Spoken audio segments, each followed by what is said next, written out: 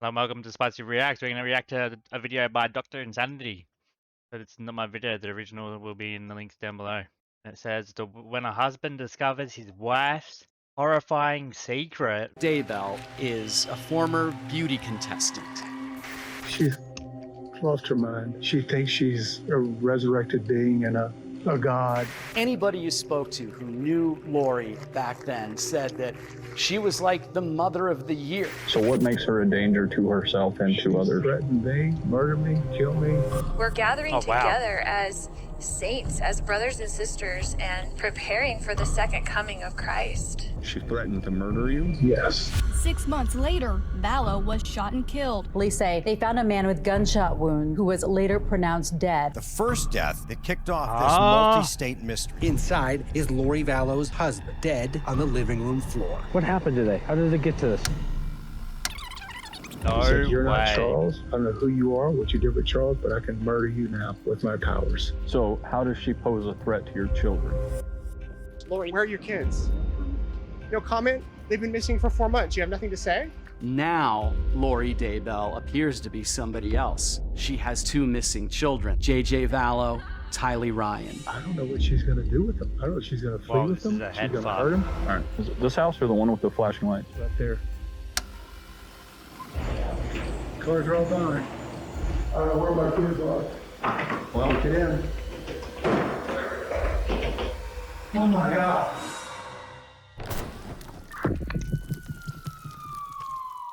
Wow, buckle in. It all started on January 31st, 2019, What an intro. when Charles Vallow was still alive and had just returned from a business trip to find he was locked out of his own house, with no sign of his wife, Lori, or his kids, JJ and Tylee. His car had also gone missing, and a large sum of cash had been withdrawn from his bank account. So in an effort to get some answers, he called 911. So what's going on tonight? I can't get in touch with my kids. How old are your kids? 6.5 and 16. She's lost her mind. I don't know how else to say it. She thinks she's a resurrected being and a god, and remember the 144,000. Jesus is coming next year. So what makes her a danger to herself and to others? Threatened me, murder me, kill me. She threatened to murder you? Yes. She said, "You're not Charles. I don't know who you are, what you did with Charles, but I can murder you now with my powers." Is this just all recent, or has it been going on? It's been going on for about 4 or 5 years. It's gotten really, really bad lately. She goes to the temple every day and speaks with Moroni and Jesus Christ. Last couple of days, she says, "I'm not Charles. You're not Charles. You're Nick Schneider." According to Lori, Nick Schneider is an evil spirit who has possessed Charles' body, and he believed these threats against his life were very real. In the last few years, she had become obsessed with the teachings of a man named Chad Daybell, a man well known for writing dogmatically and teaching his thoughts about the end of days, the second coming of Christ, and other more unique concepts like evil spirits and zombies. Both Chad and Lori were also members of Preparing a People, a cult who were preparing for the second coming of Jesus Christ and the end of the world as we know it. Lori also believed she was a member of the 144,000, a group of high priests who will administer the everlasting gospel to the world in its last days. She also believed that every human was on a scale between light and dark, and the darker one's spirit was, the more dangerous they were to her and her beliefs. Lori had actually become so involved in this new religious belief that Charles had become concerned not only for himself, but his 2 children as well. She said to me, "Charles' stuff is gone. You're not Charles, your stuff is gone." I don't know what that And means. how long have you been trying to get in touch with the kids? Since yesterday. So how does she pose a threat to your children? I don't know what she's going to do with them. I don't know if she's going to flee with them. She's going to hurt them. And today she said, "Come take the kids. I don't care what happens to them. I just want to see my boys okay." And she's got a pickup order. A pickup order That is can be scary. obtained after one parent fails to deliver a child to another parent. As Charles has not heard from his kids in days, he felt he had no choice but to take action. The cops then helped Charles get back in the house, but it was too late, as Lori and the kids were gone. The very next morning, Charles called 911 again, this time directing them to a hotel in Gilbert, Arizona, where he believed Lori was hiding out with JJ and Tylee. This time, though, Charles had managed to obtain an emergency mental health petition, a note that would require Lori to check into a mental health institution and undergo assessment. What's going on? Why is she here and you're not here, or are you staying here with her? Long story. She's had kind of a break from me. I've tried to support her as much as I could, but it's gotten really, really bad lately. She's had a break. She says, I'm Nick Schneider. I've taken over Charles's body, and Charles has been killed. I'm going to kill you. You're going to be murdered today or tomorrow. Charles had already tried to find Lori earlier that morning by turning up at JJ's school, That is insane. but despite seeing her car in the parking lot, there was no sign of her at all. However, she had left her purse in the car, so Charles took it in hopes that it would stop her from getting away. This worked perfectly, as she walked into the Gilbert police station later this same morning to report her missing purse. But her version of events was much different. So this morning when I took my son to school, he was waiting somewhere and stole my purse out of the car, my whole purse. So my phone, my wallet, my money, my everything was in there. What is it that motivates him doing this kind of stuff? Did he say why? I caught him cheating and I had evidence and I told him about it. Right. He travels a lot for business, so I told him about it and told him not to come home and that his stuff would be gone and that his car would be gone and all this thing. Right. So he's a little mad. She claimed that she caught Charles having an affair and told him not to come home, locking him out of the house and taking his car. The first of many carefully fabricated lies that would not only ruin Charles's life, but end it. Police informed Charles that he can't steal Lori's property no matter what the motive. A deal was then formed between them saying that if Charles returned her purse, then the police would immediately follow up with the mental health petition. But eventually it went through, and Lori underwent her assessment. However, in 2 hours, Lori was released with the doctors finding no issues at all. This decision sentenced Charles to death and put his kids' lives in jeopardy. Charles filed for divorce, and 6 months later, his body was found at Lori's house with 2 gunshot wounds across his body. The fate of his children was now in the hands of their delusional and dangerous mother. Hey, team, we got one subject down, apparent gunshot wounds to the chest. Oh no. He's right here in the living room. Firearm's gonna be in the front door, in the front bedroom, laying on the ground next to a case. You wanna stay in here? I'll see if I get this guy's info. When Charles's body was found, an investigation determined the shooter to be Alex Cox, a man who just so happened to be the brother of Lori Vallow. What's going on? What happened? He came at me with a bat. Okay. Was he living here or no. visiting? He came to pick up his son. Okay, is the son inside? No. My sister took him to school. Okay, so it was just you at the house? Yes. And he came, how long, what time did he come to pick up the son? I don't know, 20 minutes ago maybe. Okay, so you know who he is, let him in? Yeah. Okay. No, I think they were talking earlier, then she left, and then he got into it with me. Like what? What do you mean? I don't know, he was... Alex seems very vague in his answers and says he can't remember exactly what happened, other than the pair simply got into a fight. But those kinds of answers aren't going to satisfy the cops, especially when there's a dead man involved. So you both, so you get in an argument? What is it over? Well, it was over my sister. He was getting physical with her, and so my niece came out with her bat, and then he took the bat away from her. Wait a minute, I thought you said your niece left. She did. This is before. So before your sister and your niece left, yeah. At some point your sister and her husband are arguing, yes, verbal argument, and then your niece pulls out a bat? Well, it wasn't verbal. He was getting close, and she came out to defend my sister with her bat. Your niece? Yes. Okay. And then she poked at him, and then he took it away. Okay. And then he's coming back at me, and he still got the bat in his hand. I'm like, what are you doing? And where are you at it? Where are you both in the at? living room. Okay. And then I turned around, and he hit me in the back of the head with the bat. I went to my room and got my gun. I always carry it. You went to your room, meaning the room you're staying in? Yeah.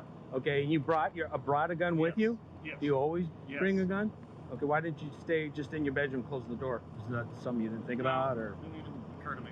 This final statement should actually have torn down Alex's entire argument, as it technically proves this wasn't self-defense at all. When Alex went to his room to grab his gun, he should have been able to usher his family inside, close the door, and stand his ground from there. Instead, he grabbed his gun and without a second thought, ran straight up to Charles and shot him. But at this point, there were still so many looming questions. The cops decided to bring in all parties back for an interrogation to try and get to the bottom of it all and figure out exactly what happened to Charles.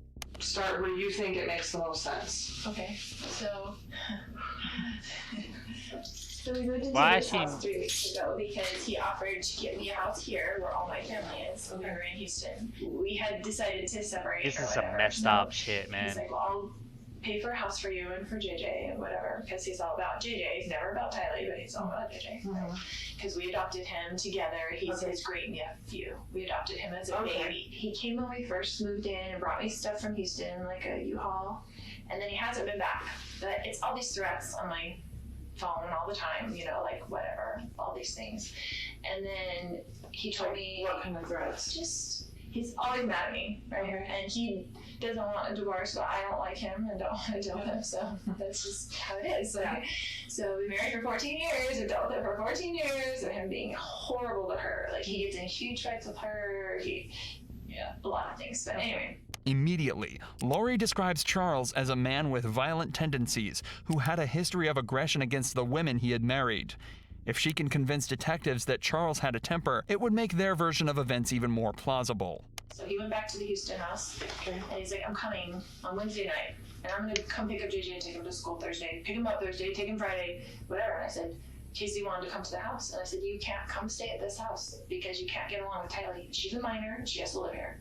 So Casey gets in huge fights with her, and she hates him. And so, like, you can't stay at the house, so I will book you a hotel, because he stays in hotels all the time because he travels for business, and the business pays for it. What does he do?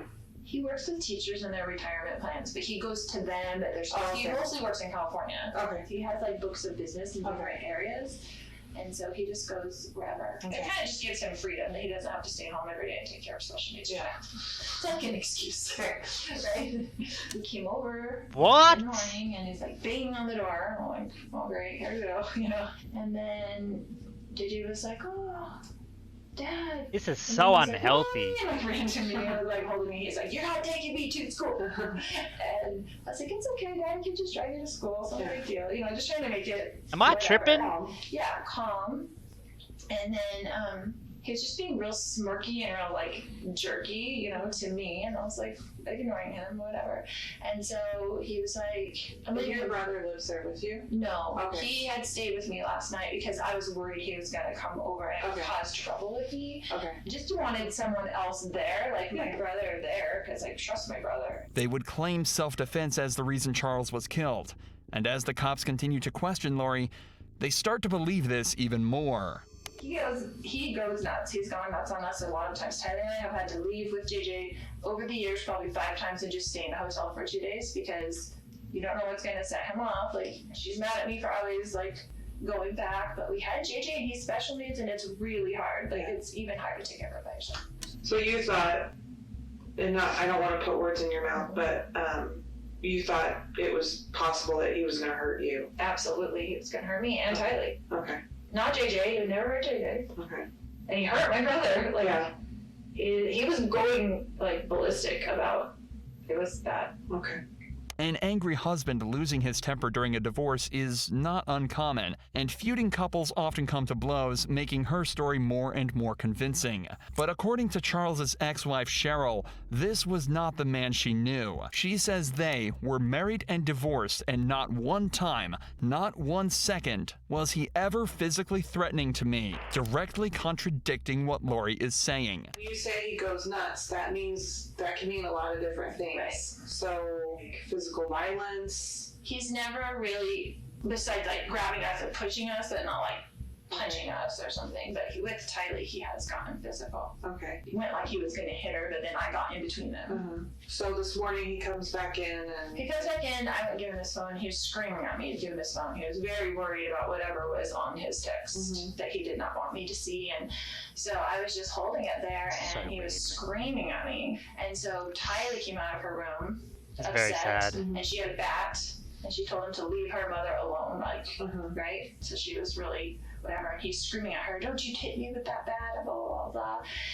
And then my brother heard all the commotion because he was in there, and so he came out into the main room, and he's yelling at Tylee, don't you hit me with that bat, and blah, blah, blah. And so Tylee, I guess, I don't know if she swung at him or what, but he, like, grabbed the bat from Tylee and then went to, like, hit Tylee with the bat. It was And I was right there, they were right there, and my brother grabbed him from behind, like just to stop him from hitting Tylee. They got into the thing, and he's hitting him with the bat, and they're on the ground, like grappling around or whatever.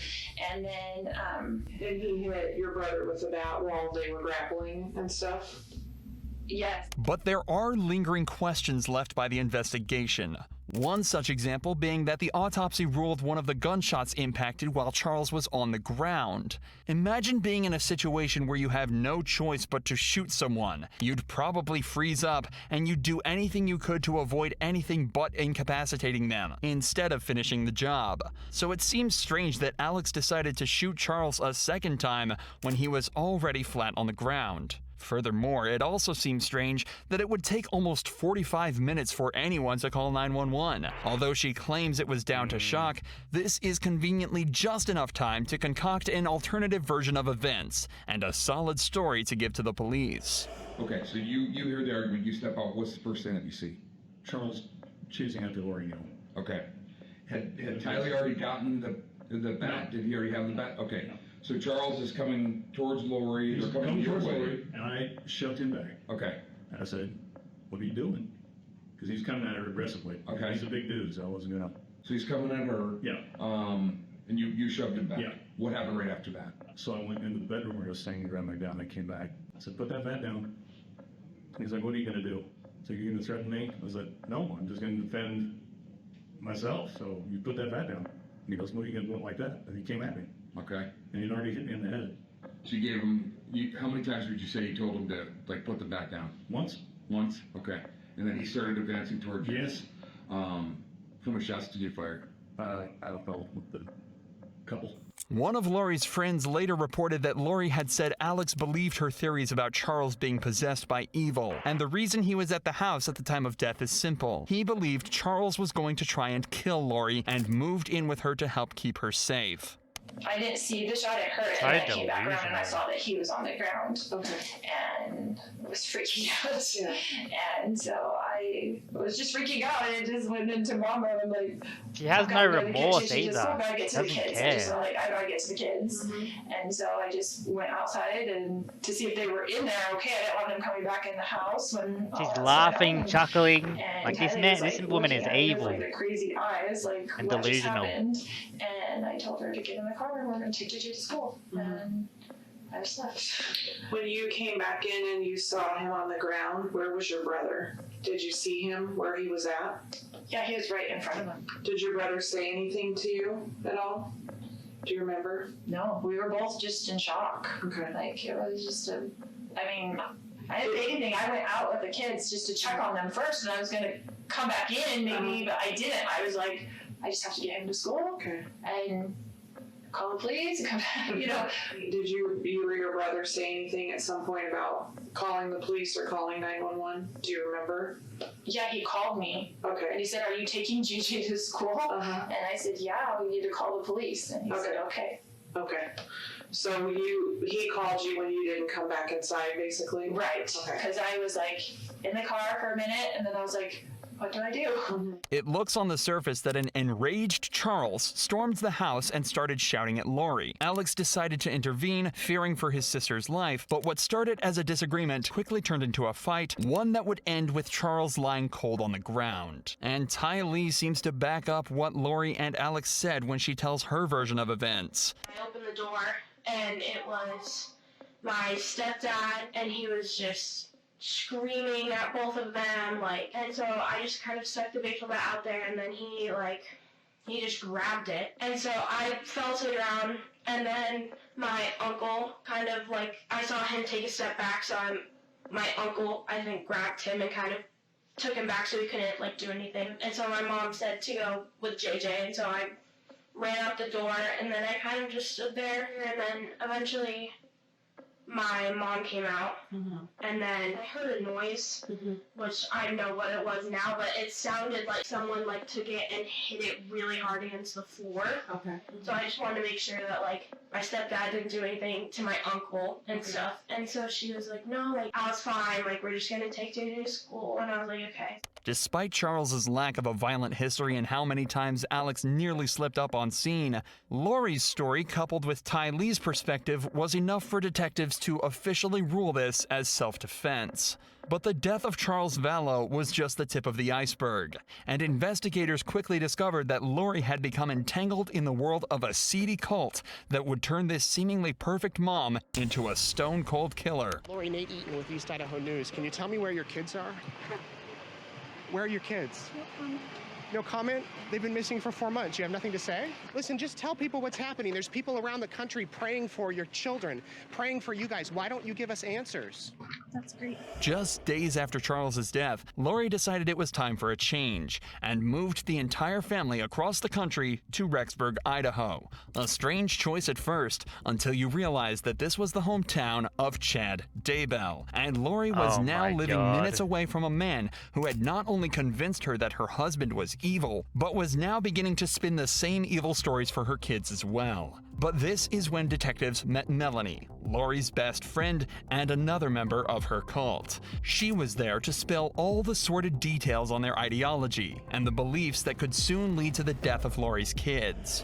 Chad said that it's some childhood friend that Charles had, and that he died, and then he came back as he didn't ever leave. He was an unclean spirit that got trapped on the earth, and he was now attached to him for years, and he'd been studying him, right, and his behaviors and stuff like that. And so then he pushed his spirit out of the body and took over. That's what he said. Push Chad, Charles' spirit. Yeah, so his spirit has now moved on. So she believed that Charles was gone. He was already gone. So she was treating him like he was Zack Snyder. This is all extremely confusing, but simultaneously eye-opening, as it gives us a direct window into what Lori believed about her own family. Apparently, she thought Charles was possessed by a dark spirit, and by that point, he was already gone. The problem is, she thought the same for her children. Charles had corrupted them, and they'd turn into zombies. No.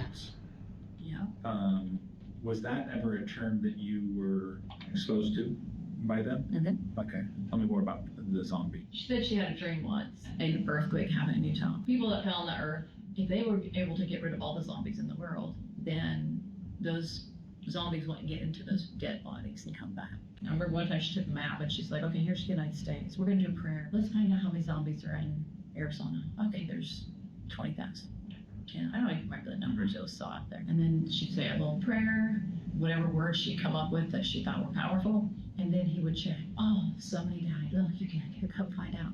So then that was her way. In my opinion, what I saw, at least, was just through a prayer that these people would pass away. Lori believed that if the Earth was to truly be pure, all the zombies had to be killed. Chad also began to feed Lori more and more fantastical lies about how the world worked, including ascension, translation, and the ability to meet with God himself. And then they had a scale of 0 to 100% how much you could trust people. I was supposed to be like 97%. They were always building me up. Anyway, she would sometimes share like, oh, this person or that person, that's not trustworthy, it's this person, that was their booking. How about, maybe you know or don't know, vibrations? So vibrations, yes, I'm aware of that too. So according to how he would check, he used that little pendulum thing a lot. I didn't know that in the beginning, but anyway, 1,000 was supposed to mean, if you got to 1,000, that means you're translated, or you're beginning your translation. And then as you get higher in your vibration, you could portal at some point, maybe, I don't remember what she would say, 2,500 maybe, or something like that. And so the more you went to the temple, your vibration would increase. So it's just like your light would increase, your vibration, that kind of idea. Okay. If that makes sense. Lori had become convinced she could speak to Jesus and appeared to be consumed by Chad's work. Not long after, their relationship began to heat up, and they even started a religious podcast together that showed, frankly, just how insane she had become. I too have seen the resurrected Jesus Christ, and he has told me my mission, and he has sent me to help people and lift them in their missions. Over time, Lori had become more outspoken with her beliefs of zombies and began to tell her friends about how many people had been consumed by evil spirits and demons. Lori then started telling her friends that her son JJ's behavior had changed, and that he had started telling her he loved Satan, as well as becoming more disruptive in the home. Had police listened to Charles Vallow when he feared for JJ and Ty Lee's lives, then they could have prevented the series of tragic events that followed. Only days after moving to Rexburg, Lori, This is Alex, insane. JJ, and Tylee visited Yellowstone Park. This was the last time anyone saw Tylee alive. Things became even stranger on September 17th, Oh, man. 2019, when JJ was spotted running into his Idaho home on a neighbor's door cam, never to be seen again.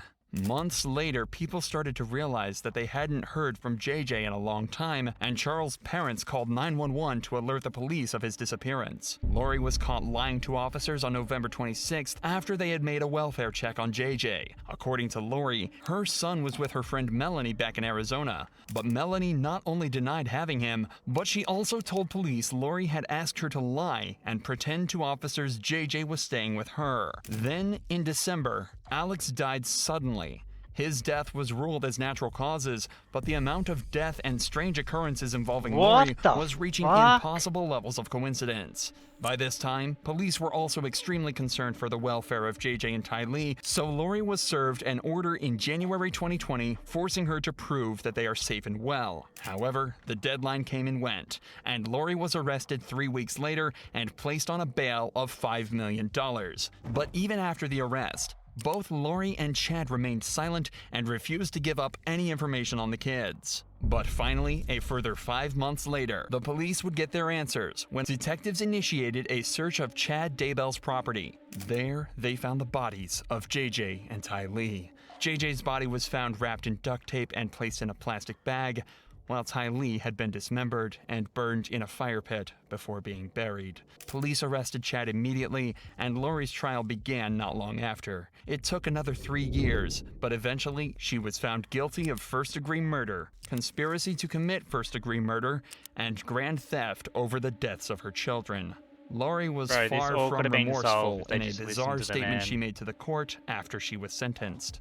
My beautiful children, Tylee Ashlyn and Joshua Jackson, rest safely this day in the arms of Jesus. And I look forward to the day when we are all reunited and I too will rest with them in the arms of my Jesus.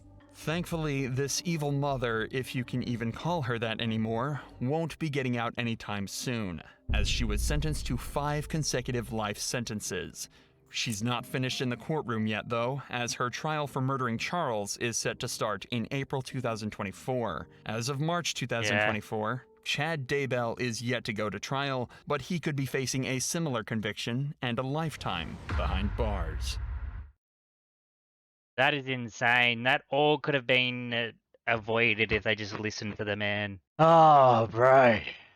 That was a really good video by Dr. Insanity though. Really good video. That was very interesting. Yes, that's exactly what I said. It was so sad and unacceptable that no one would listen to her husband's concerns and take them seriously.